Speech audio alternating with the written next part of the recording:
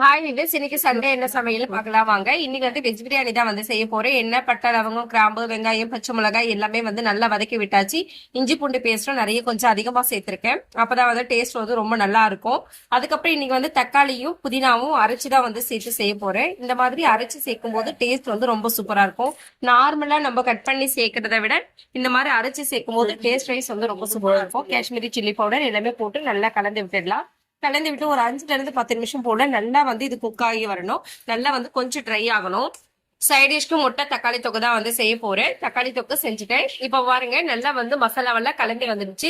இந்த ஸ்டேஜ்ல அரிசி போட்டு லெமன் மட்டும் பிரிஞ்சு விட்டுருக்கேன். 2 விசில் போல விட்டு எடுத்தோம்னா இந்த வெஜ் பிரியாணி வந்து ரெடி ஆயிடும். ரொம்ப சிம்பிளான டிஷ் தான்.